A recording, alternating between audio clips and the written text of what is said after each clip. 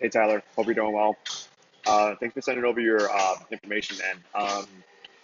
So I figured I'd reply to you via video, but if you prefer written text, that's perfectly fine as well. But sometimes people get more out of the video than the text, so I figured I'd start off with what was appropriate. And also, you'd be happy to see this RTS T-shirt. I know that we are RTS fanboys together, so I swear to God, I didn't wear this T-shirt knowing that I was going to get a hop on the video call with you. But congratulations with finishing your first week. Just kind of quickly going through your check-in real quick. Glad that stress for the week is not necessarily out of 10, but moving forward, if it's above a 5, let's make sure we give a small explanation as to why that is the case. I know that you just recently started your job, and I know that you just recently moved down to Arizona. So I know that there's probably a lot of like adjustment happening and stuff like that, but hopefully there's nothing that we can't handle. But in the event that it's past a 5, I would like to have like a very small blurb talking about why. Motivation to train at 9, very good. If it's below a 5, let me know. And also, it's okay to stipulate that certain days were better than other days. Glad that the quality of training session was solid. I'd have to agree with that. I actually do the movement analysis before I go through the checklist. So like I kind of have a general idea of how the movements went. So I certainly agree that quality movements were certainly there. Very glad that you're able to recover within 48 hours. So these couple of for questions at the very beginning are just more so just to talk a little bit about, or not talk about, but just more so to indicate that we're going to be able to recover and we're not overtraining, because motivation, um, inability to recover, and quality and stress all increase when the athlete starts getting overtrained. So this is a really, really good way for us to track it. Also, on top of that, we're going to be changing this over to an online format that you're going to be submitting to, where it kind of graphs out like where your stresses are and stuff like that. So look out for that pretty soon. But I'm excited to roll that out after nationals. Um, so with quads being tight, let's see if we can foam roll them prior to working out, and also making sure we're doing static stretches on the days that you're not working out, just to make sure we're doing everything we can to kind of get in front of that quad tightness. Um, I know that these are not applicable, so no worries on that. With the average amount of sleep, let's try to get that above 7. There's some research that shows that athletes that get 8 hours of sleep or more usually end up performing better in the gym and performing better in their sport than not. There's actually a very interesting study about the UCLA basketball team. I can't remember if it was the UCLA basketball team or the Stanford basketball team, but hopefully it's UCLA because they're much better, I think. But in this case, like the athletes were asked to sleep about 10 hours a night. And in those, the athletes who slept 10 hours a night were able to shave off about 1 second off of their court sprint time, which is like pretty substantial if you're already working with like a Division 1 athlete, right? So with that being said, sleep is where we recover. Sleep is where we are able to make the most amount of gains without really doing anything. So let's try to make sure that we get above 7 hours. Ideally, I would love to have 8 hours. If you have like time constraints that I should know about, let me know. Good luck to your girlfriend's licensing exam. Sorry to hear you had to drive all the way to Phoenix after a 12-hour shift. That does not sound like fun. It's not conducive to working out whatsoever. So I'm very, very glad that was able to get done, and that, moving forward, you won't have any interruptions or anything that you may be thinking about.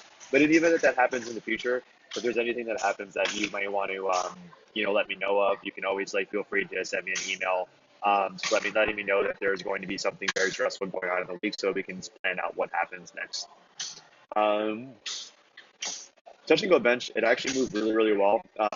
I'll talk a little bit more about the movement analysis in a little bit, but touch and go bench did move really, really well, particularly because it was the only one, fortunately slash unfortunately, done as correctly as possible. So we'll talk more about that. Nothing bad, it's just that touch and go bench looks really, really solid here. 191, okay. Let's try to record, if possible, because I would love to record that and keep an eye on what your macronutrients are going into. I know that you have a lot of things going on at work, but hopefully we'll be able to track and record over time. So if possible, let's get that going. All right, so for movement analysis, all right. So starting from the top, so 310 comp squat. First and foremost, great tempos. Like you did a very, very good job staying within those time limits. RPE seemed on point. Depth was a little weird, but that could be due to the camera angle. Look from a downward, upwards perspective. So let's make sure that we get a camera angle that is just parallel, so that way we can get a better idea of whether or not we are hitting depth. So the only things to change in your setup in everything squat related is that right before you're about to squat, I want you to think about squeezing your glutes as hard as you possibly can, and then try to focus on then pulling your ribs slightly down like you're doing 1/10 of a crunch. Because right now what's happening is that your back is really hyperextended, and that's causing like a butt wink at the bottom of your position. And I think that from what I saw, you did a really good job at breathing, but we're not necessarily doing that good of a job at bracing, right? So breathing is one thing, bracing is the other. So we want to make sure that we squeeze our glutes and really keep our abs tight by way of pulling our ribs slightly down so we feel like cylindrical in our position, and then we'll go from there. Hopefully this will make you feel a little bit better. And also, it looks to me that your butt wink is caused by a slight amount of anterior pelvic tilt. So what that means is that basically your pelvis, instead of sitting like this, is basically sitting like this, where your hamstrings get tighter and your hip flexors shorten. So what I'd like you to do is really work on your hip flexors, couch stretch, that's COUCH, couch stretch for 30 seconds on each side for about 3 to 4 rounds. It would be a very, very good idea, because this is not only something that will open up your quads, but also most importantly, something that will open up your hip flexors, which are very, very important to open up for squats. Um, all right, so bar path on comp bench. This is really the big thing that I want to make sure that we're talking about here. With comp bench, like it looks really, really solid, but the bar path is very, very straight. So we want the bar path to more so look like a 45-degree angle, and we can achieve that by hitting a little bit lower on our chest. So right now you're hitting like right around nipple height. I would like you to hit right around upper sternum height. So when you make contact with the upper sternum, then as soon as you drive off the chest, you're trying to drive towards your shoulders as quickly as you possibly can. And that should really help out with bar path. It's not necessarily going to help out now, but it will certainly help out once we start getting increases in weight. Um, Unfortunately, when an athlete starts to press straight up, they usually hit a sticking point in the middle, when that could be completely avoided if they were driving back towards where their shoulder joint is, because your shoulder joint is your center of gravity. So the closer you get to your shoulders, the easier it should be to press, which is why the bar path needs to kind of slope in at J position. So that's really the main marquee point that I want you to really focus on for bench press. Um, Now, to get your lats involved in the deadlift, in the bench press, try to think about pulling your shoulder blades back and then closing your armpits down as hard as you possibly can, and you will certainly feel your lats light up. Um, for pause deadlifts, we are taking some pretty huge jumps between sets, so this is the big thing that I want to be managed moving forward. So squats, increases in weight should only be about 10 to 15 pounds. Bench should be about 5 to 10 pounds in between sets, and deadlift should be about 20 pounds at most.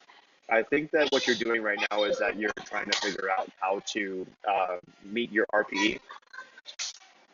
And I think that you're trying to figure out your RPE 8, but it's actually most important for you to figure out your RPE 6, because that way it ensures that your reps are effective. So what I mean by that is that if your RPE 6 is like 30 pounds less, then that means that there's probably an undershoot situation.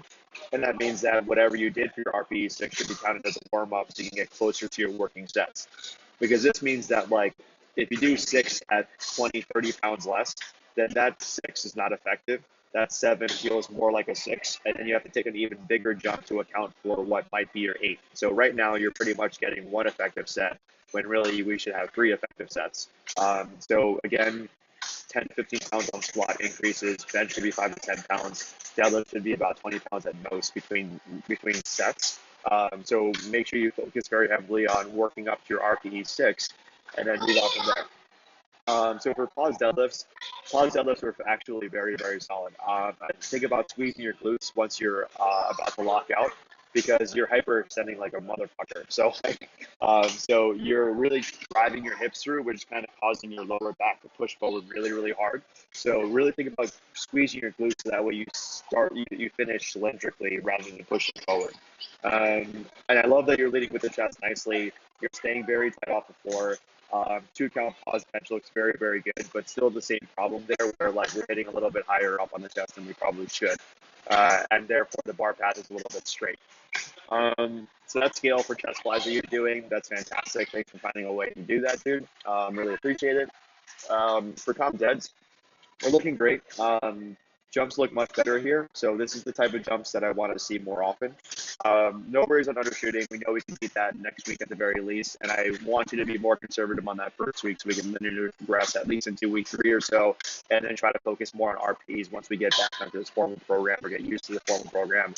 Touch and go bench looks perfect. And so I alluded to this before, but it looks perfect mainly because this is the only bench that you can really bro out. So vertical bar path is actually encouraged to incur more range of motion for your pressing.